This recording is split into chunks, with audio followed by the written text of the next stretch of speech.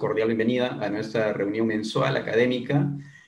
Nuestro especial agradecimiento a la doctora Vanessa Sors. Muchas gracias, Vanessa, por aceptar y estar con nosotros hoy para exponer este tema muy interesante, que es el de respuestas a una pregunta frecuente: pantallas y dispositivos electrónicos en niños. En la moderación está la doctora Tania Valderrama y quien les habla. Y también quiero saludar de manera especial a nuestro presidente de la Sociedad Peruana de Oftalmología, el doctor Nino Nateri, que nos está acompañando. Muchas gracias, doctor Nino, por estar con nosotros. Y entonces voy a hacer la presentación de la doctora Vanessa Sors. La doctora Vanessa tiene formación en oftalmopediatría y estrabismo en el Hospital de Niños Ricardo Gutiérrez de Buenos Aires, Argentina. Tiene un fellowship en el Children's Medical Center de la Universidad de Texas, Dallas, en Estados Unidos. Ella es editora ejecutiva de la Revista Argentina de Oftalmología Infantil, que es la publicación oficial de la Sociedad Argentina de Oftalmología Infantil.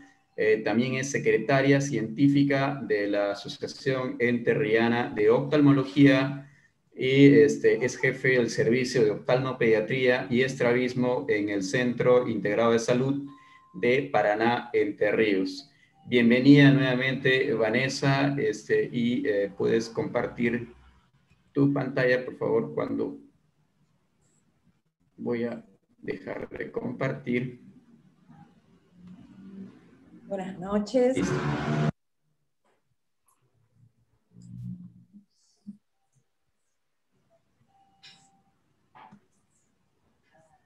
Bueno, buenas noches.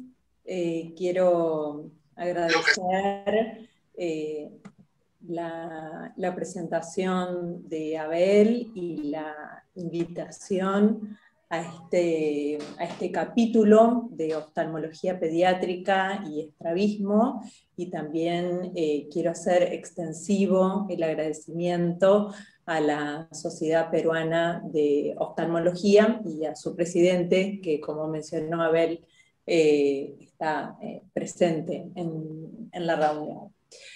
Como mencionó Abel, vamos a tratar de buscar respuestas a una pregunta frecuente en el consultorio, que es el tema de las pantallas y los dispositivos electrónicos en la población pediátrica.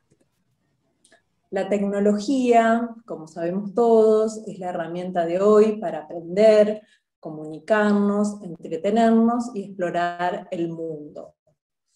De nosotros y de otros profesionales de la salud y profesionales en el área educativa, de nosotros depende enseñar a usar la tecnología en forma responsable.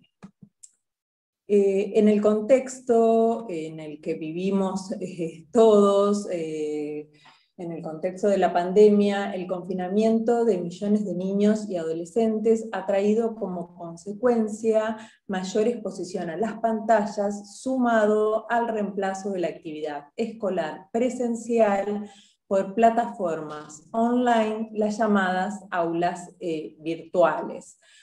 Afortunadamente, bueno, aquí en Argentina, y bueno, hablábamos con Abel antes de comenzar el Ateneo, que bueno, está comenzando la actividad presencial en las escuelas, pero aún, digamos, hay una irregularidad en esto. Han estado confinados y sometidos a horas de pantallas por actividad académica. Según diferentes estadísticas a nivel mundial, se ha observado que en el año 2010 solo un 6% de niños y adolescentes eran portadores de dispositivos electrónicos propios. En el año 2011, entre un 36 a un 38%, ascendiendo en el año 2013 entre un 70 a un 80% aproximadamente.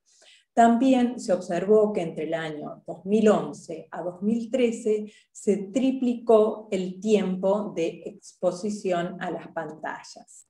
El síndrome visual informático se define como aquella afección temporal para enfocar los ojos en pantallas durante periodos prolongados e ininterrumpidos de tiempo.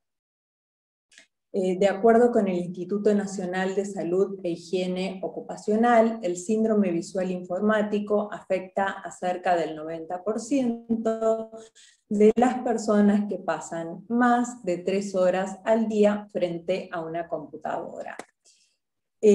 Los síntomas que todos conocemos en este síndrome y que son motivo de consulta frecuente son visión borrosa y diplopía, signos de astenopía, irritación ocular, cefaleas, dolores de cuello, hombro, brazos, manos, tendinitis, dolores en la espalda.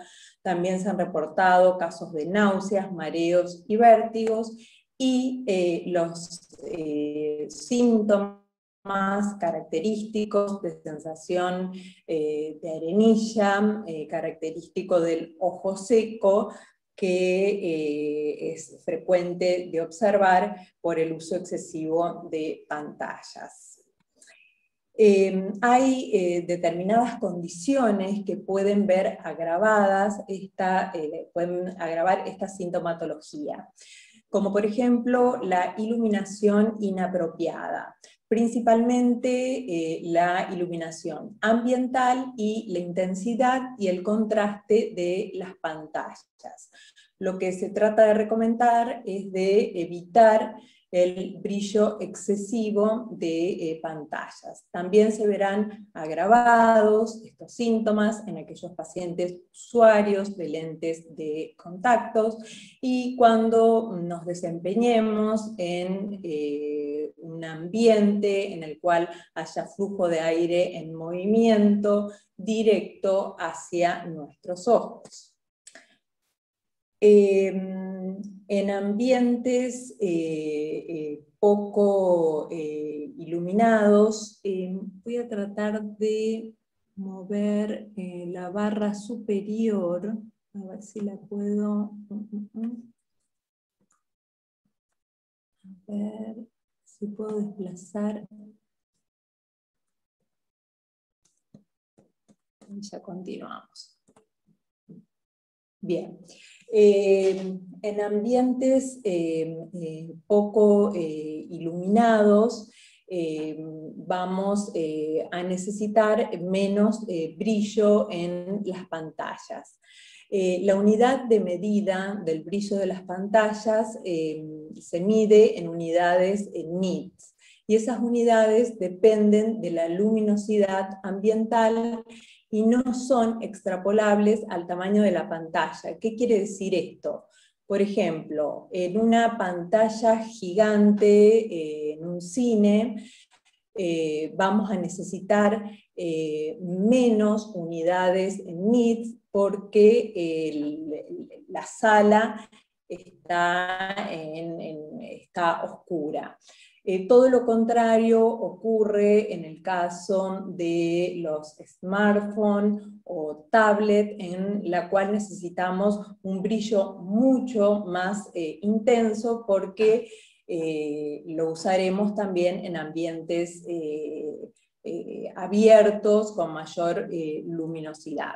Y lo que son las notebooks y las pantallas de computadoras tienen, digamos, una intensidad, un brillo intermedio.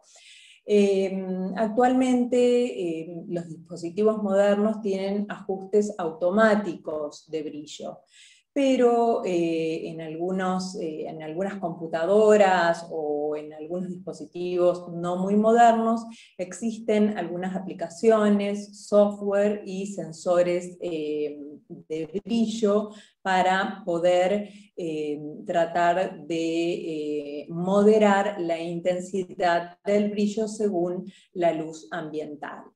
En general, lo que se recomienda es tratar de trabajar en lugares con luz natural y con luz dimerizada. Estas actividades prolongadas con el uso de pantalla interfieren con otras actividades, que son las actividades al aire libre, todo lo cual nos lleva a una población pediátrica con tendencia al sedentarismo y a la obesidad. Como todos sabemos, está ampliamente estudiado y hay muchos estudios que explican la asociación entre ojo seco y pantallas. Todos sabemos que es debido a una disminución en la frecuencia, en la amplitud y en la calidad del parpadeo, todo lo cual lleva a una inestabilidad del film lagrimal, produciendo un ojo seco de tipo evaporativo. Se ha observado que a mayor tiempo de exposición, por supuesto, habrá mayor riesgo de presentar síntomas. En la población pediátrica suele observarse esta sintomatología con mayor frecuencia en adolescentes o niños mayores, aunque como todos sabemos, en el consultorio vemos a los niños pequeños ya con los celulares de los padres, las tablets, pero bueno, en general los adolescentes son los que presentan más síntomas.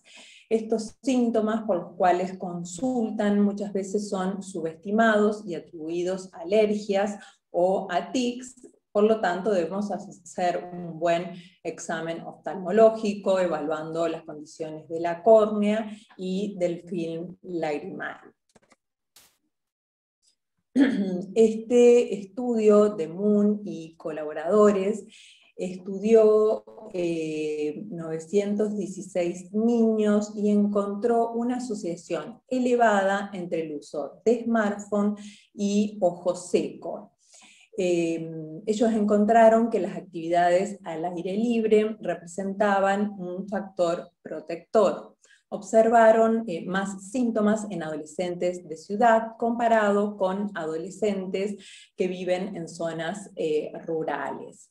En todos los casos en los cuales se suspendió el uso de smartphone por 4 semanas, ellos observaron que mejoraron los síntomas. Vamos a hablar ahora un poco de qué pasa con la miopía y la pantalla, y las pantallas. Como introducción,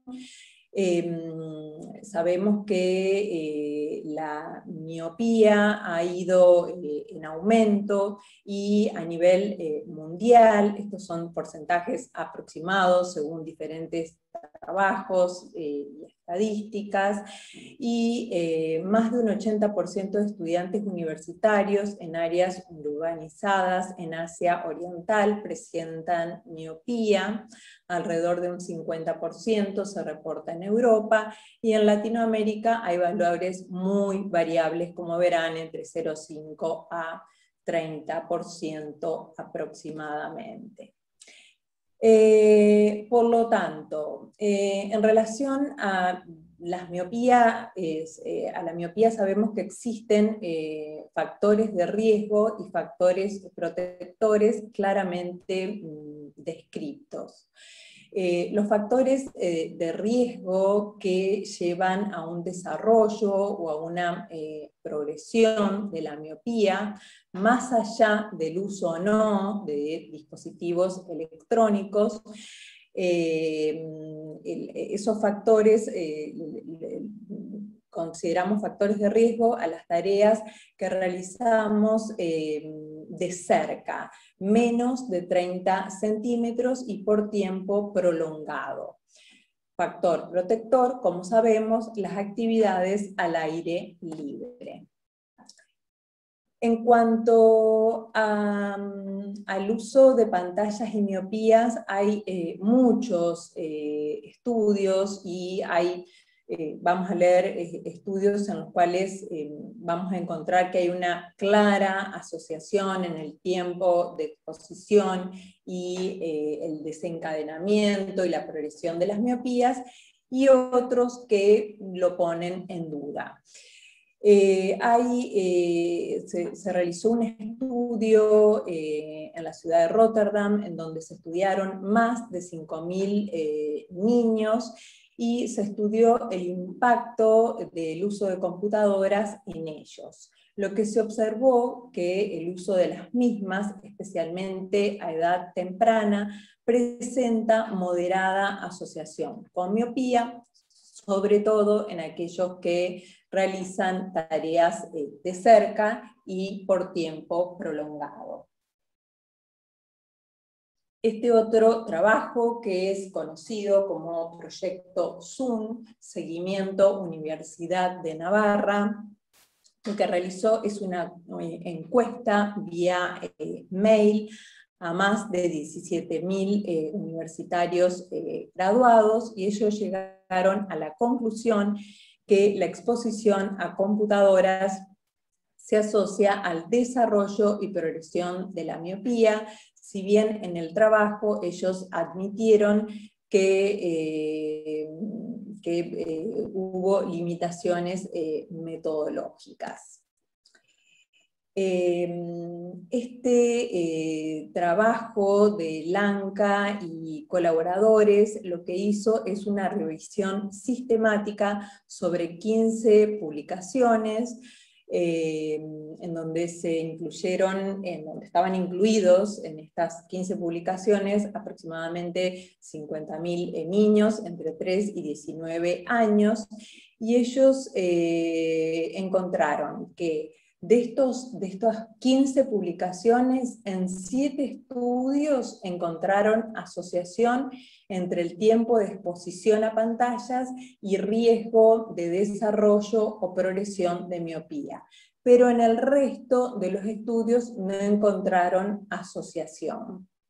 Como sabemos, en épocas de pandemia se han hecho muchos estudios que creo que han sido replicados en muchos países a nivel del mundo. En Argentina, el grupo de estudio de miopía de la SAOI realizó uno de estos estudios, que fue ver la progresión de la miopía en época de pandemia, comparándolo con años anteriores, y ellos encontraron que sí, hubo progresión. Atribuido a las pantallas, bueno, lo sabremos, como siempre decimos, con estudios posteriores.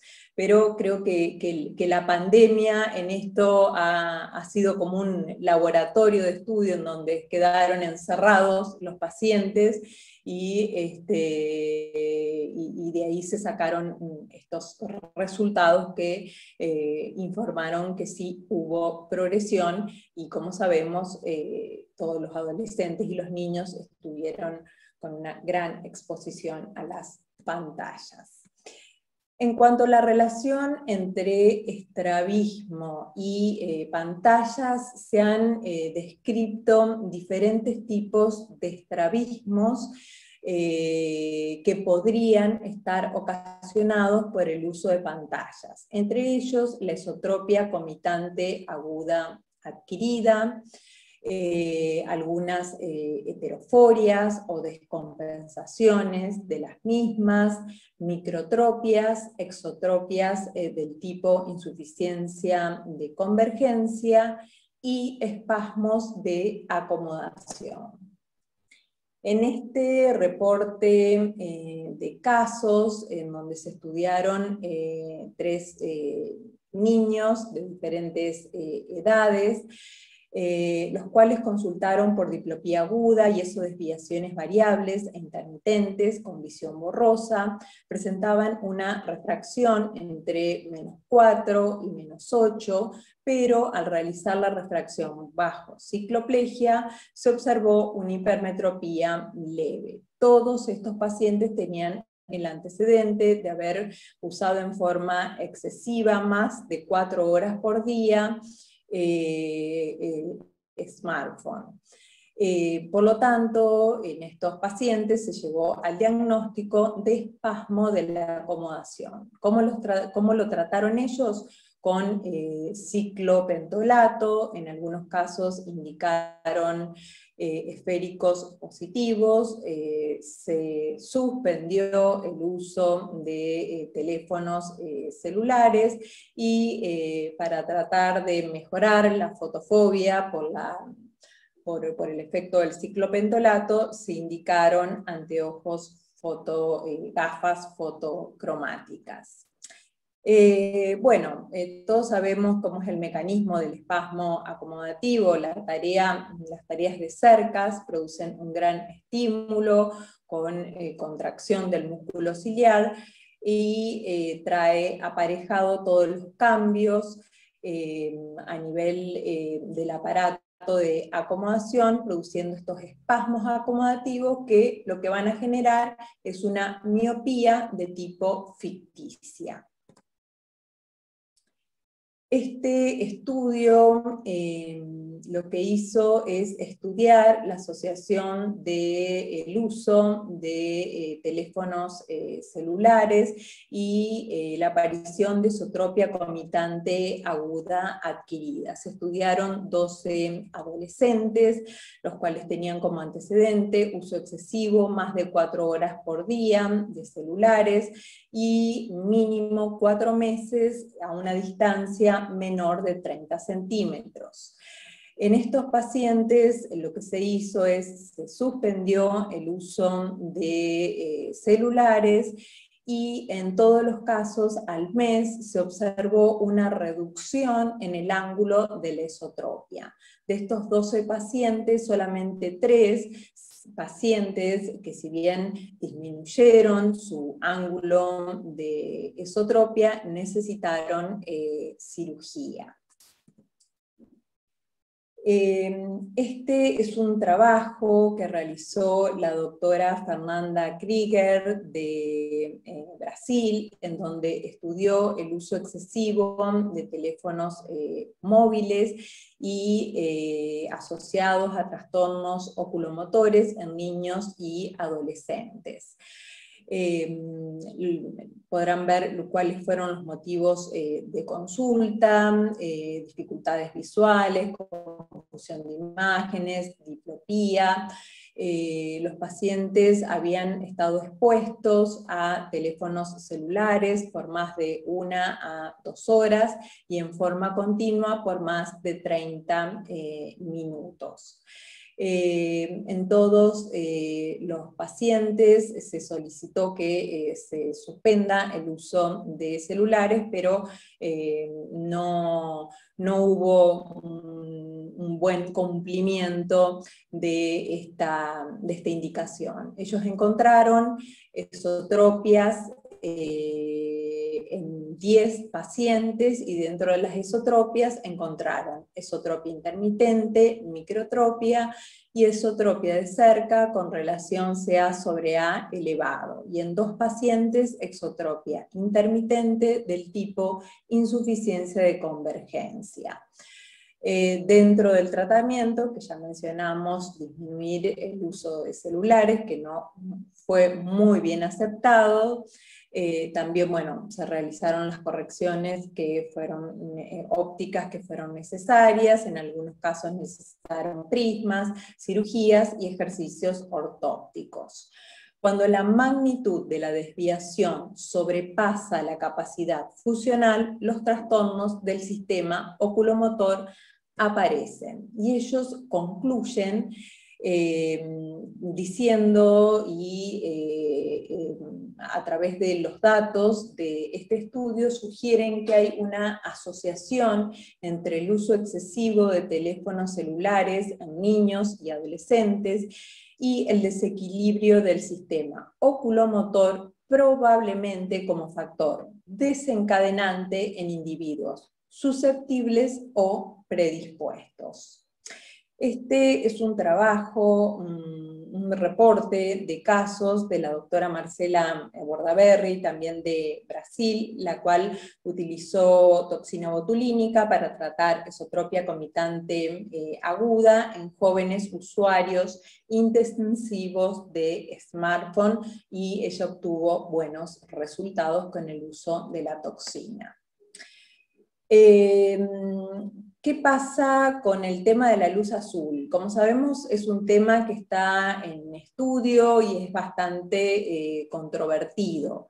Lo que todos sabemos es que hay alguna evidencia de que disminuiría la melatonina, todo lo cual alteraría el ritmo circadiano. Después vamos a encontrar un montón de artículos que hablan de que podría haber lesiones a nivel de la retina, otros que por el contrario dicen que no habría lesiones. Bueno, harán falta más estudios para comprobar realmente el impacto de la luz azul en las estructuras del globo ocular. Lo que sí es evidente que si nosotros le damos información, estamos dando información iluminando nuestros ojos a la noche cuando deberíamos recibir oscuridad, por supuesto que nos va a alterar el ritmo circadiano y no tendremos un buen reposo nocturno.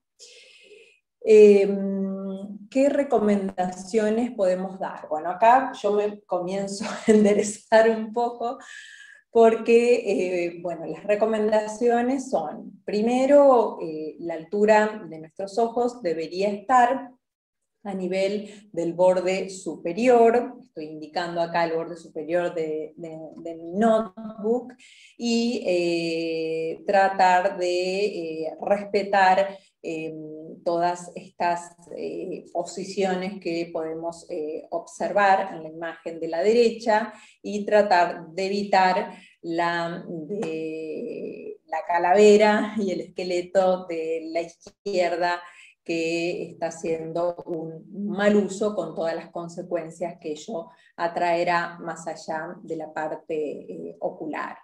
Es muy importante adaptar la ergonomía, tener en cuenta la ergonomía y la altura del mobiliario, las sillas y las mesas, porque todo está adaptado para los adultos, pero esto debería adaptarse dependiendo la estatura de cada persona, y bueno, hablando de población pediátrica, esto debe ser tenido en cuenta. Según las recomendaciones de la Sociedad Argentina de Oftalmología Infantil, que por supuesto coinciden también con las recomendaciones de las sociedades canadienses y americanas, la recomendación es, en menores de 2 años, evitar el uso de pantallas. Entre 2 a 5 años, limitar el uso a 1 hora al día, y en mayores de 6 años, si bien está descripto y se dice que deberían ser 2 horas, luego de la pandemia esto lo hemos modificado un poco y hablamos de establecer límites coherentes de exposición. Creo que en el consultorio al paciente no le podemos, digamos, dar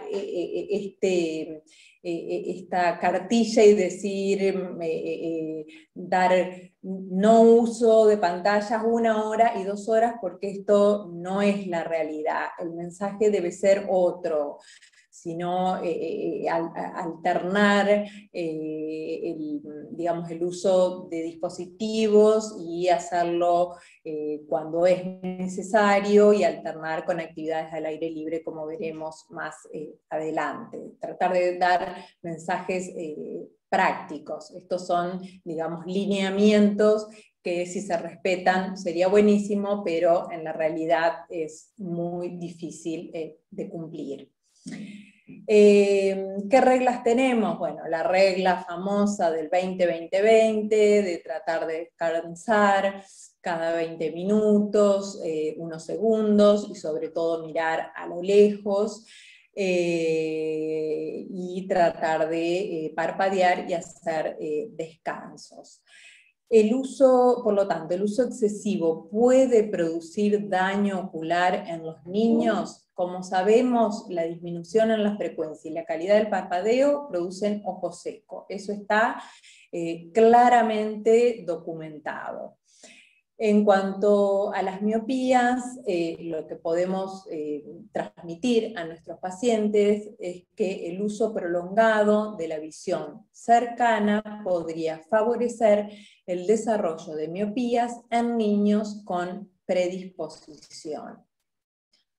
A la regla conocida como 20-20-20, a mí me gusta agregarle la regla 30-40-50, que se refiere a las distancias aproximadas de trabajo. 30 centímetros, smartphone. 40 centímetros, tablet.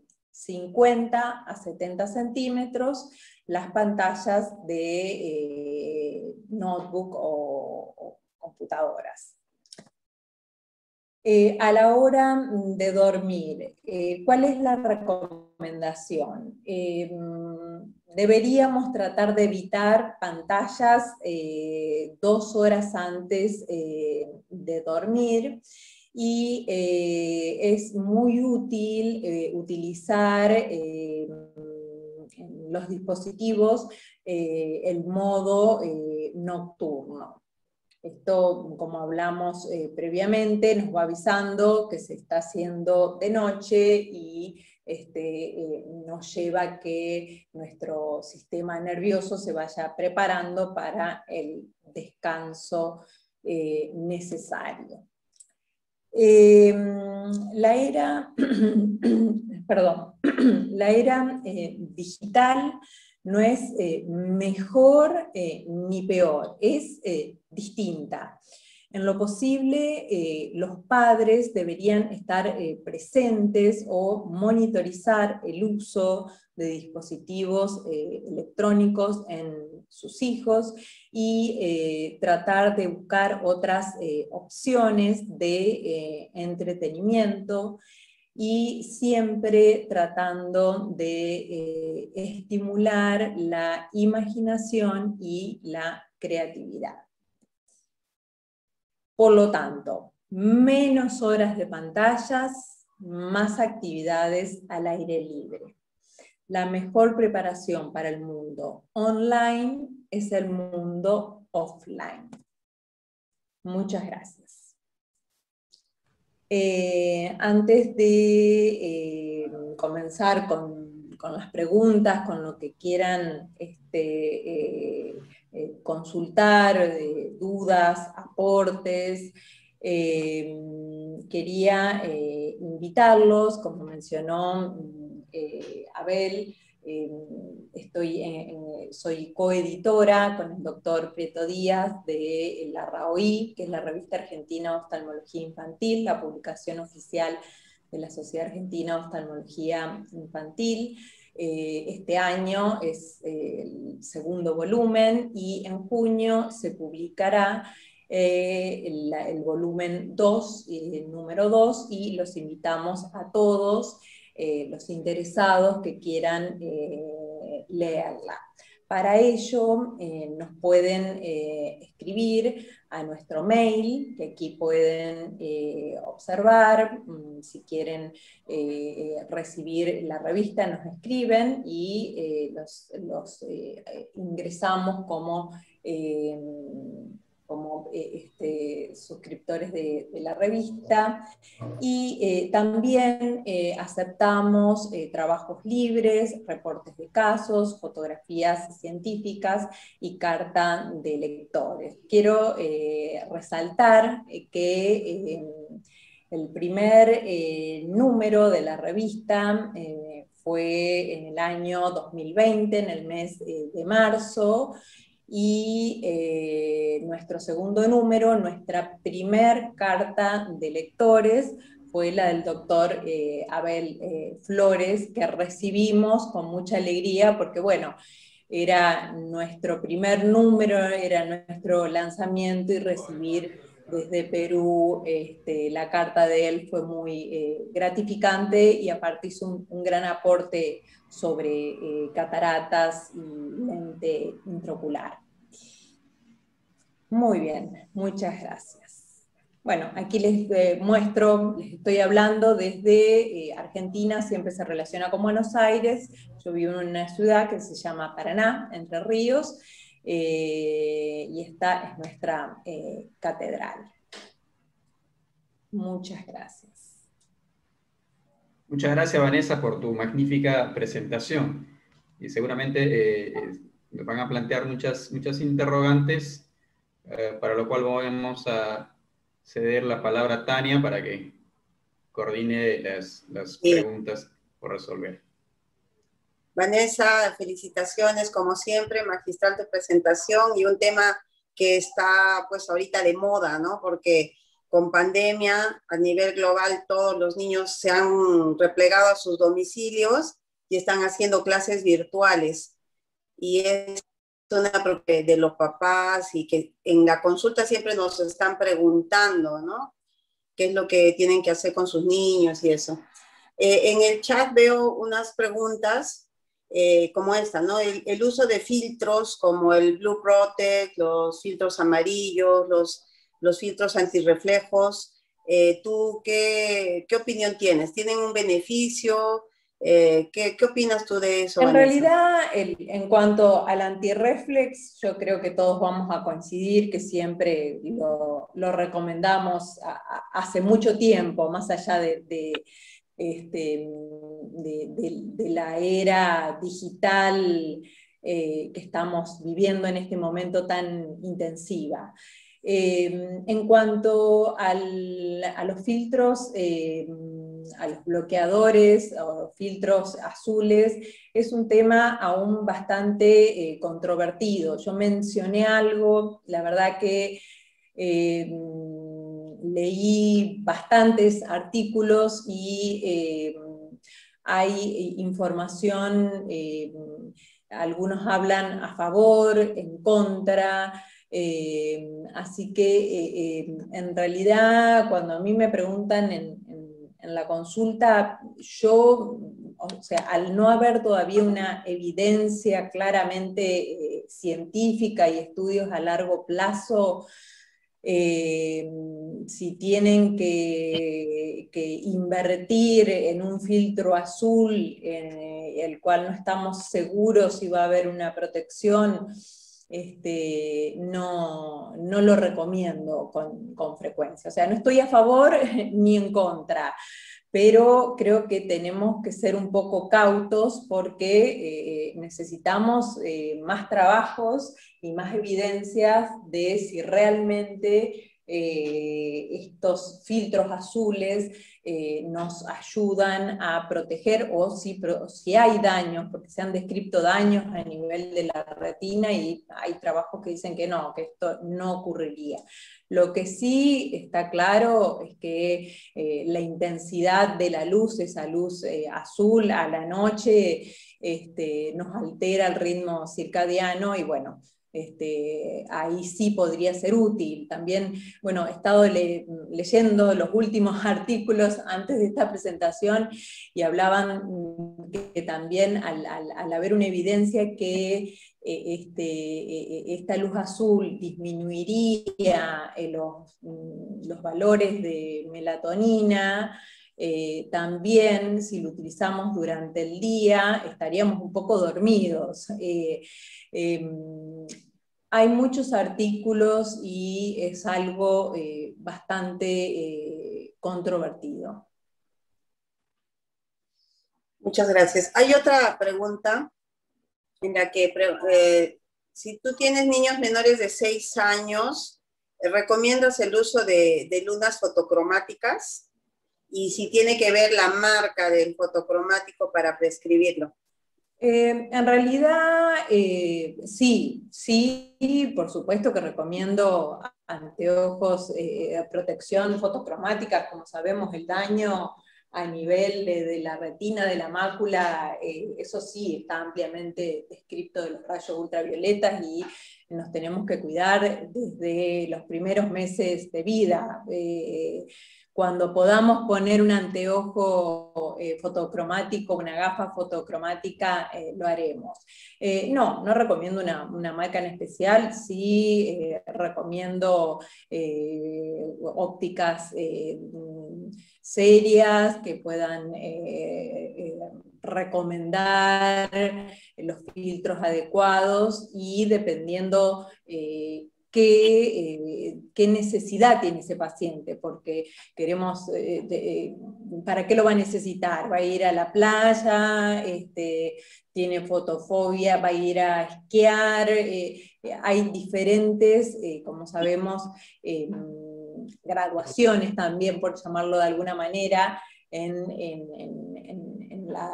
la protección de fotocromáticos. Así que esto lo dejo un poco confiando en los ópticos, que creo que están más interiorizados que nosotros, por más que nosotros podemos estudiar y saber, pero bueno, trato de derivarlos a ellos y que le hagan un buen asesoramiento.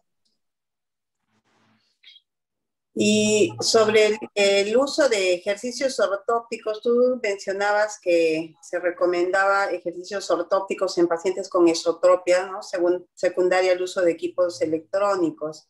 Sí, en el estudio sí, de Fernanda Krieger, ellos habían recomendado el uso de ejercicios ortópticos siempre y cuando tengamos correspondencia sensorial normal. Sabemos que si la correspondencia sensorial es anómala, está contraindicado, podemos empeorar si ya hay una diplopía, pero si son ángulos pequeños, en lo personal, ellos lo recomendaron en algunos pacientes. Ejercicios ortópticos yo los recomiendo en casos muy puntuales, en ángulos pequeños, como mencioné, con correspondencia sensorial normal. Uh-huh. Y ahora que están los niños usando tantas horas los monitores, que están 6 horas, porque empiezan aquí en Perú están desde las 8 hasta las 2 de la tarde en clases, entonces están 6 horas, 5 horas, tienen un poco de pausas. ¿Tú qué sugerirías que hicieran para que, porque mencionabas los horarios, ¿no? Los límites de uso de monitores, pero en este momento que estamos viviendo, pues es un poco complicado poderles restringir el uso de los equipos electrónicos a los niños. Sí. Entonces, ¿qué recomiendas que se haga? En realidad, en el consultorio yo lo que trato es de, bueno, hay horas en las cuales los niños y los adolescentes tienen que hacer actividades escolares y esas horas tienen que estar frente a pantallas. Lo que trato es de, lo que mencioné al principio, es tratar de hacer un buen uso de la tecnología. Todas estas recomendaciones que a veces son muy teóricas, pero que tenemos que tratar de insistir e incorporarlas, como son los descansos, cada tanto, cada 20 minutos, tratar de mirar a lo lejos, parpadear. También hago mucho hincapié en el tema de las distancias, este tema de los celulares, de estar todo el tiempo con el celular muy cerca de los ojos. En lo posible trato de recomendarles, si pueden, mejor que lo hagan en una notebook o en una pantalla más alejada. Esas son las recomendaciones. Pues bueno, estará en cada núcleo familiar incentivarlos o tratar de buscar otras actividades al aire libre. Como mencioné, la era digital para mí, como vuelvo a mencionar, no es mejor ni peor. Hoy en día estamos conectados en pandemia a través de la tecnología y bienvenida sea. Digamos, el mensaje es tratar de hacer un buen uso, ir interiorizando de a poco a los padres de cómo mejorar este uso, estas recomendaciones que mencionamos, y tratar de combinarla con otras actividades.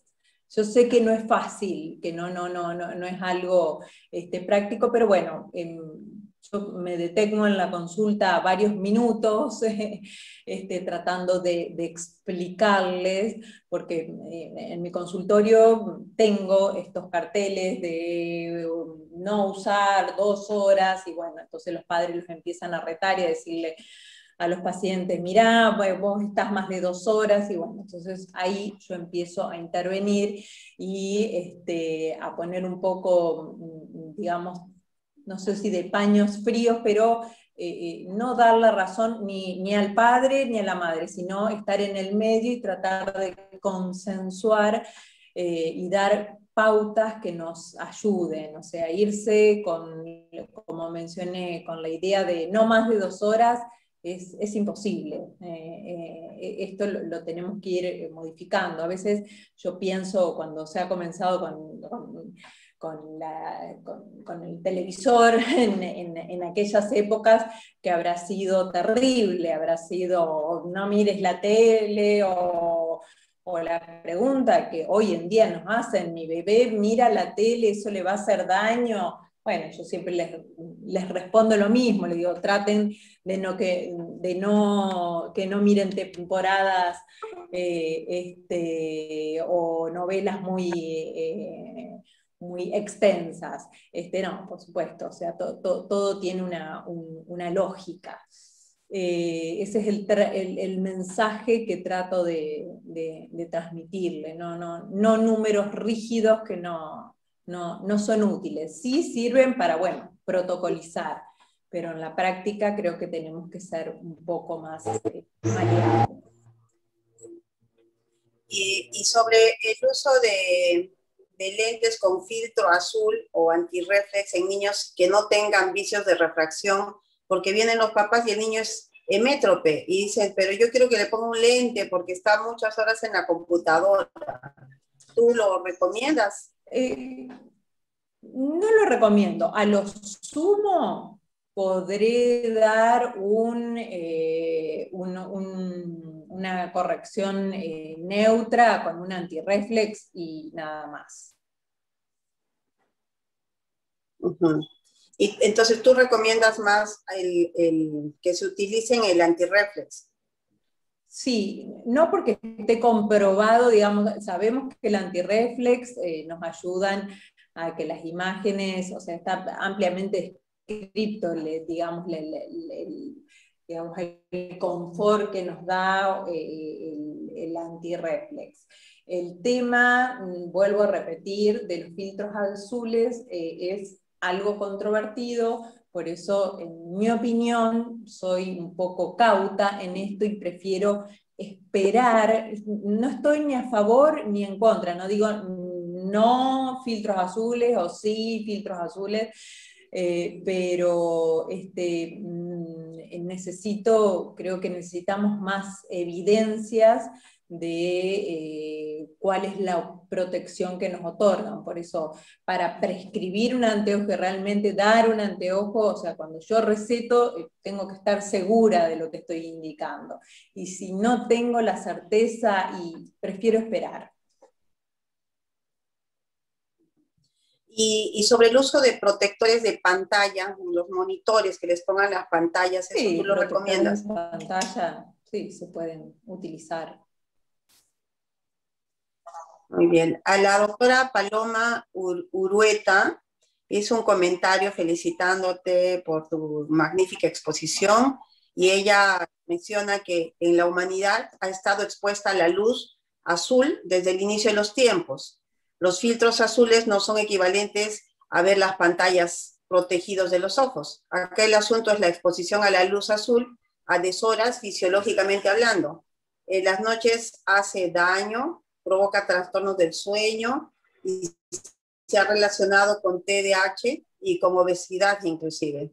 Entonces, es un comentario que hace la doctora que creo que es como un resumen de lo que tú mencionaste, ¿no? Que realmente tenemos que tener mucho cuidado. Muy interesante. Justo estamos tenemos un grupo de estudio en el cual siempre planteamos temas algo controvertidos y justo empezamos a estudiar entre todos el tema de la luz azul. Así que estuvimos compartiendo hasta el momento, hoy estuve leyendo, la doctora la verdad que hace un muy buen resumen de lo que está publicado. Sí, es verdad, la luz azul, ahora hablamos todo de la luz azul por las pantallas, pero la luz azul existe desde siempre, como bien explica la doctora.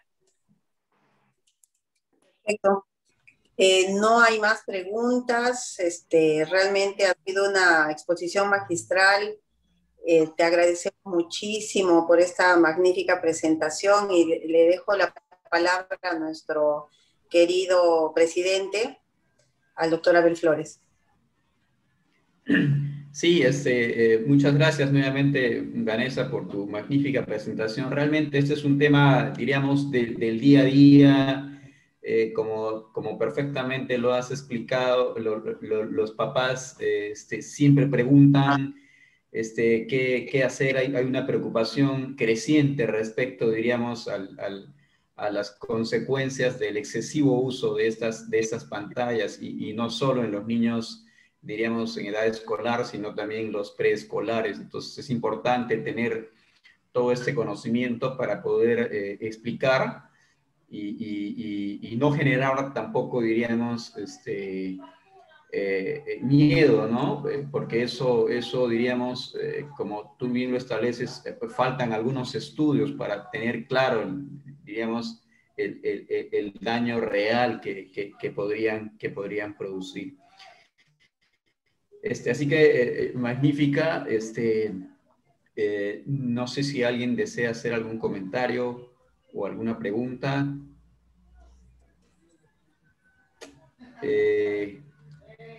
Yo quería una pregunta que por ahí se nos iba, Vanessa, es Sí.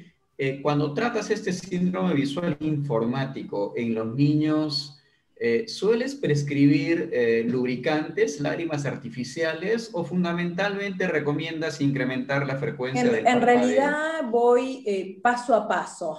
Primero trato de recomendarle todo lo que mencionamos, todas estas reglas, y si con eso continúa la sintomatología, le digo, bueno, cuando vuelvan agregaremos una lágrima, pero de entrada no me gusta dar lágrimas, ¿sí? Y los niños me lo agradecen mucho que no les dé lágrimas, porque cuando mencionamos lágrimas dicen, no. O si veo algún compromiso, obviamente, si veo un paciente que tiene alguna erosión corneal o un ojo seco, bueno, por supuesto que indicaré lágrimas o lo que sea necesario. Y por supuesto hacer diagnóstico diferencial entre lo que es ojo seco y lo que son alergias, ¿sí? Que muchas veces se pueden confundir, y el tema de los tics también, que es todo un motivo de consulta, y hay un montón de causas que pueden ser desde causas sumamente banales hasta causas neurológicas severas, así que creo que debemos estar atentos a todo. Correcto. Esta evaluación tiene que ser integral siempre cuando estamos con los niños. Muy bien, Tania, Sí, entonces creo que ya no hay ninguna pregunta, hemos absuelto todas las dudas. Entonces, ya para cerrar la sesión, agradecerte nuevamente, Vanessa, por tu deferencia y poder haber compartido con nosotros estos importantes conocimientos. Agradecer también la presencia de todos ustedes, el acompañamiento del doctor Dino Nateri, que es el presidente de la Sociedad Peruana de Oftalmología, y agradecer también a Laboratorios Taga, que ha auspiciado la sesión de esta noche, y agradecerles a todos ustedes y que tengan muy buenas noches. Gracias, muchas Abel. gracias. Gracias, Tania, y muchas gracias a la doctora que nos acompañó esta noche. Muchas gracias por su Doctor Dino, presentación. muchas Muy bien. gracias por estar presente. Gracias.